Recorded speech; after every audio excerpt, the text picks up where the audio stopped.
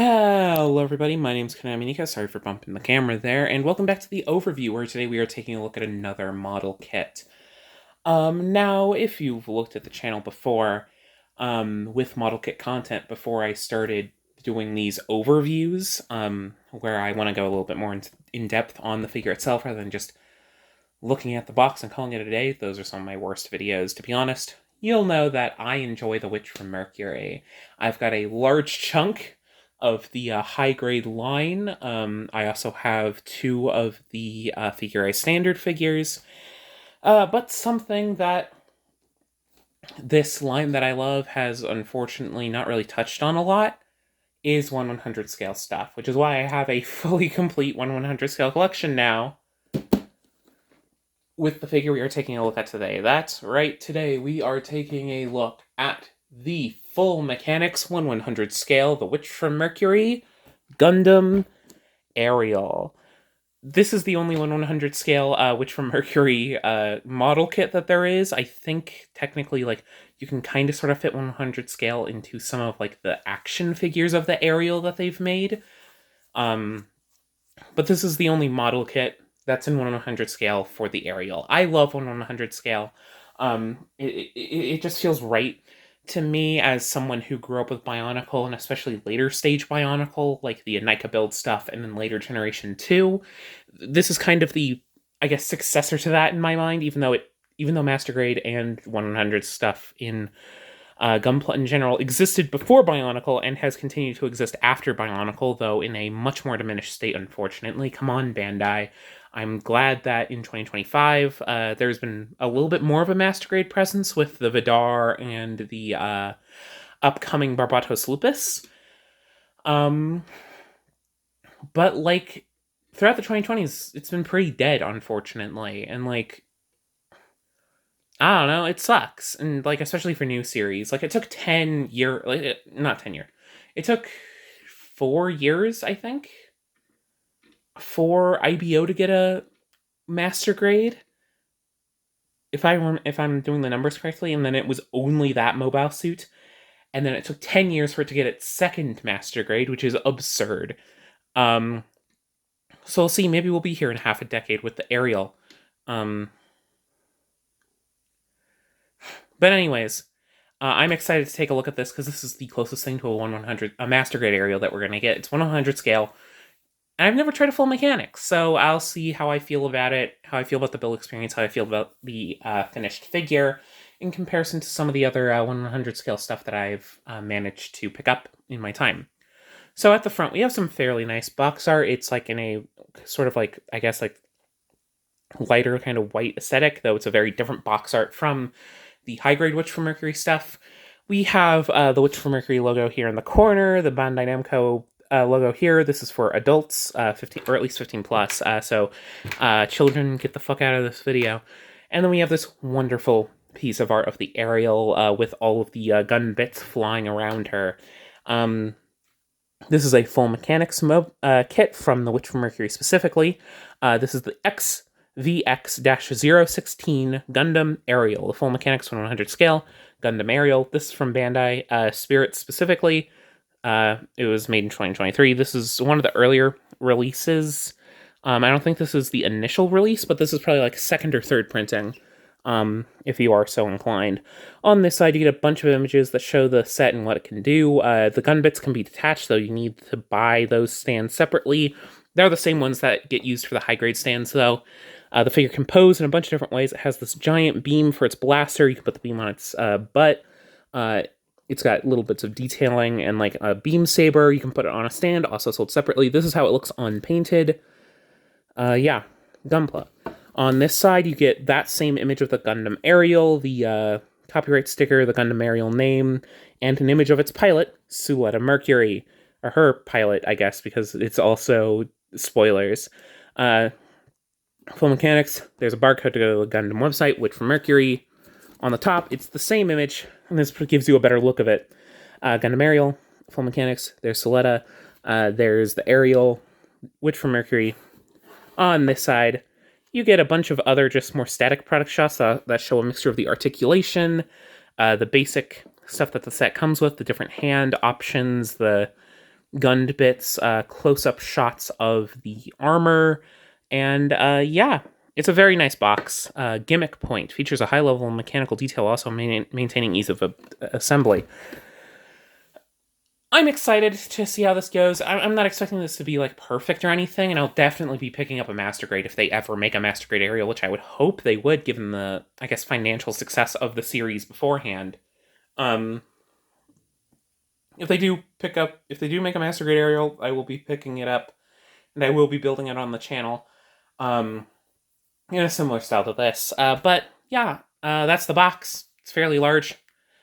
So I'm gonna go get to the build. I'll see you in a bit.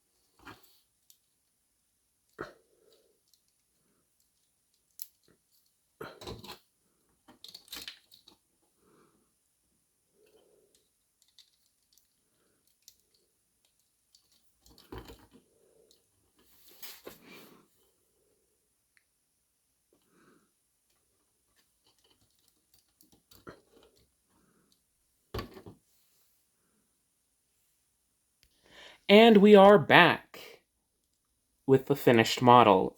As finished as I'm going to do for this video. I might put on the decals later. I'm probably going to panel line it and probably do a little bit of touch-up work. But this is the Full Mechanics Gundam Aerial.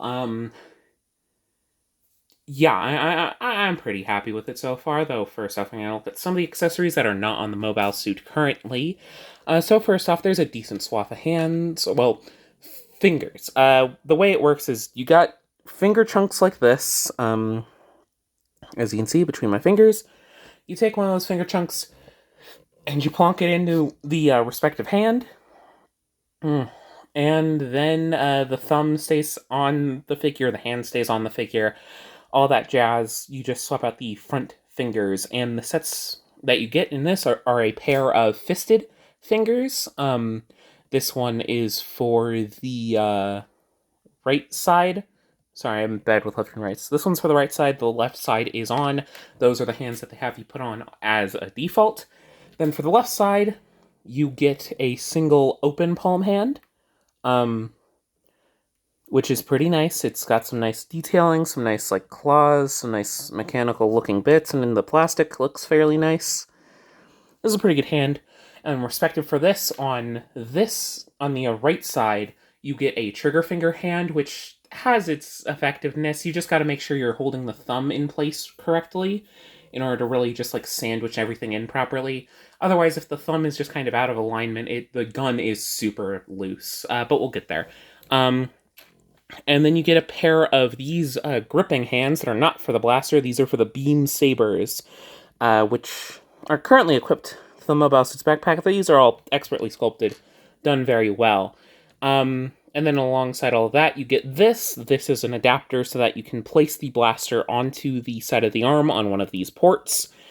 It's a nice storage option, I guess, especially if you're using the beam saber, but whatever. You get two of these little adapters. These are specialty adapters designed mainly for if you have a specific stand set for the gunned bits. They are for the gray ones. You plug them into the back, and then you can plug in the port side into the stand. And then finally, for beams, you get a set of 3. You get 2 flat-bladed beam sabers. I didn't cut them out the best because they're beam sabers. You kind of know what to expect at this point. But they're nice and flat-bladed and blue-beamed, and they look nice. And they plug into the beam sabers as you would expect. And then, for the blaster, you get this. This is kind of like a blaster sword sort of thing, though it also just kind of works as a beam effect for the blaster. Since beam saber effects will not work for this blaster, you just kind of shove it in the front. I've heard it's a little loose. I haven't had a chance to try it out. I'll do it later, but not for this video. Anyways, Full Mechanics Gundam Aerial. Currently what I have it equipped with is the beam sabers are on the backpack, which are very nicely sculpted. I like how they look. I have the blaster in the right hand, fairly decently sculpted. It's fairly simple to construct. It's just basically 2 pieces sandwiched together, and then with this lens piece put there. I kind of wish they had one color correcting sticker to use for the lens. As a quick side note, this kit has no color correcting stickers, which is mostly good. Everything is mostly color separated as I would expect for the Gundam Aerial. But it leaves out certain details like that lens. It's a bit annoying, but... And also, if you like shiny eye stickers, you don't get that. You just get a metallic piece for the eyes, but that does mean the eyes are color separated, so you can repaint them as you wish. And then I also have, attached to the left side, the gunned bits in shield form. So this works very similarly to the high grade. There is this harness, essentially, on the back that allows you to put it in the shield form, but you can take off the 1, 2, 3, 4, 5, 6, 7, 8, 9, 10, 11 different gunned bits, and either have them flying around the mobile suit attached like this. You can attach the gray bits to the blaster if you want to give it a bit more firepower, or you can attach it as specialty armor around different special ports on the body, such as these ones, there's some on the back. But yeah, they are fully functional. They are also fully color separated, which is very nice. Basically every other gunned bit set, unless you're like the Lafrith, in which the gun bits are like all basically white. Every gunned bit set has some color correcting stickers somewhere on their body in the high grades. So it's nice that this one, by being bigger and being a bit more expensive, is able to get away from that and just has color separated gun bits. It makes the level of frustration that goes into making this far lower, even though it does take a lot. But getting to the model itself, it is fairly impressive. I'm honestly fairly impressed for a non-master grade 1/100 scale kit. It has been a second since I built a proper master grade. The last one I did was, I built, I think, like, a year and a half-ish ago, I built the master grade Blitz Gundam from Gundam Seed. But this is nice. For one, this doesn't have a full inner frame, unfortunately. Certain bits are attached a bit awkwardly. Like, there's this thigh construction that's a bit, like, roundabout, and it does lead to some awkward build instances where it's like, you just kind of have to hold everything in alignment and just hope and pray that it is able to sandwich in later. And it usually doesn't take too long to sandwich it back together. It's just a little annoying in the moment. Um, but otherwise, the build is fairly simple, and it gets some fairly nice results. So, I guess starting off with the head, let's look at it. It's a bigger and rounder head than on the high grade, I think. I think the high grades tend to, I guess, sharpen the aesthetics a little bit for the heads. This one looks a lot more like how it tended to do in marketing materials and certain animation cuts, like when the Ariel uses its beam saber in episode 1. It kind of has this big-eyed look, which is fair, and it does look good. Something you will note looking at the head and moving into the chest, outside of everything being fully color separated, which is very well appreciated, is the way they do the little energy armor stuff. The fucking, I don't, for to show that it's using its Gundam technology. Rather than doing a pre-printed thing and or stickers, it takes a bunch of essentially the different inner parts, paints them entirely in like a metallic red, which is very nice and very impressive. Puts it in an underlayer and then puts a clear shell, a semi-transparent shell over it. That's in like a smoky black sort of color. And it generally works. I do like the pre-printed ones that are on like the high grade Ariel or like the high grade Calibarn's torso more, as it has a lot more definition. But sorry, but these do shine very nicely. You can kind of see the way that it goes over like the different details in the light, and it looks nice. It looks like it's slowly like energizing through the body, which is a very interesting effect, and I'm really happy with how they pulled it off here. You can especially see it in the head because the head has like a lot of room to bounce that light. It just shines so well. Sorry, I swallowed some of my own fucking saliva. But yeah, it looks like the Ariel as you would expect. It's got the very like curvy proportions. And it's got a ton of nice little bits of detail that I would love to panel line. I just am busy. Yeah, as you can see, it's all expertly color separated. Some have been a bit annoying about the little like eye holes essentially that are here in the torso, and that's a little annoying, but it's easy enough to paint, I imagine. But yeah, looking at the back, once again, this is a fairly lightly armored mobile suit, so it makes sense that it looks like this. I do like all the little bits of exposed inner frame that is there. Of course, it doesn't have a full inner frame. It does rely on attaching bits of like the structure of like the limbs and whatnot to the armor.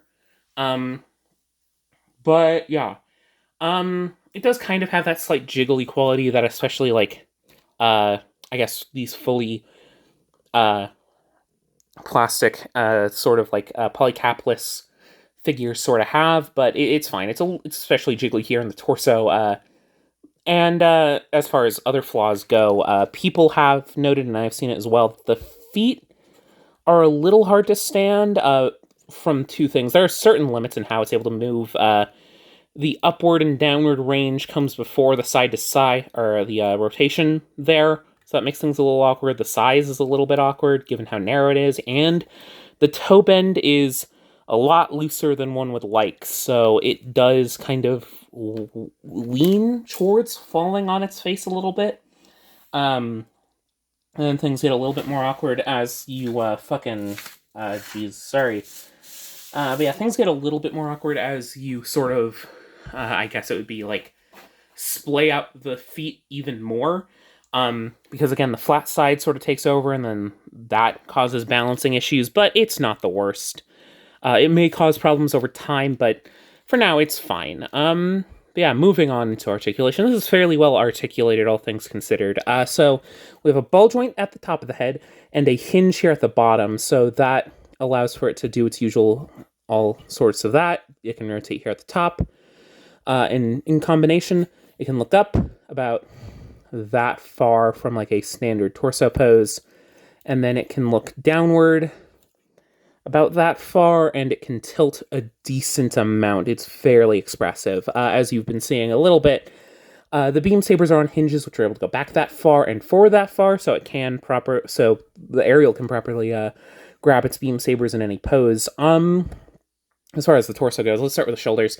There's sort of like a butterfly-esque assemblage here in the shoulders that has just like a lot of jointing going on. So I think there's like a butterfly in there, as well as an upward and downward hinge in the interior that's able to get up that far and down that far. But there's also a hinge here, so that in total, it's able to go up about that far. And then there's also your usual swivel right there at the shoulder. Your shoulder pad has two hinges, or there's multiple hinges. There's a lot of hinges in the shoulder pad. Oh, geez. I have gotten the shoulder pad in on itself. Give me a second. As I work this out, I'm going to use the knife. Come on. There we go. Yeah, there's hinges here, and on the main assemblage of the shoulder pad, so it can get fully out of the way as you so need, whether it be the main base of it, or if you just need the bit that'll have the gun bit on it out of the way. You have your usual bicep swivel. Probably the most disappointing bit of articulation here is that the elbow is only single jointed and is able to get up that far, and it's able to go down that far, but it's only able to go like exactly 90 degrees. For the sake of like shield articulation, essentially, there's a swivel below the elbow. Usually this is a little bit of an annoying joint, but since there's a swivel up here as well, it works fine. Hand is on a ball joint, though it's a lot tighter. It's able to rock around, and the thumb is also on a ball joint, and then, as you know, the fingers are not jointed. They are, they are just swappable parts. Anyways, torso, there's like a ball joint, in this area, that kind of acts as a hinge, and there's like a hinge down here, as well as a ball joint here, so it's able to crunch about yay far. Here's where like the hip starts, here's where that ends.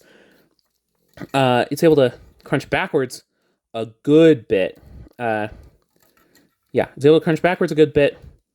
Forwards a decent bit, though not quite as much. It does have a full swivel. From what I can tell, it's fairly unimpeded. A decent amount of tilt, though, that you're mostly only getting it at the upper joint. So the armor around the hips. These are on hinges, though they're mostly going to stay up most of the time. They're fairly inconsequential. They aren't going to get in the way. These front skirts also aren't going to get in the way, but they are able to move forward if you need to. The legs are on a rocker, dependent on what style of pose you want. So using the rocker, they can go back about that far at their maximum, can go forward about that far without twisting the leg, and can go outward all the way. You can get a full splits. There's also a thigh swivel, though it is limited since it is inset. It's able to go out more than it is able to go in, but that's fine. The knees are really cool. This is where I imagine the full mechanics comes in. This bit and this bit move with the knee. So it's essentially, there's a little joint there that gets those moving. Then here it is double jointed where it's able to move there. Then it's able to move there. So you're able to get basically your full 180 hitting the backside. And there's a little bit of movement. So you can see how the yellow sort of shifts in there. It's really cool. It's some of that classic master grade stuff. It's not as crazy with armor shifting, but it's nice. And then again, the feet are somewhat awkwardly designed. So there's a hinge up here. That's the first joint. Then there's a swivel.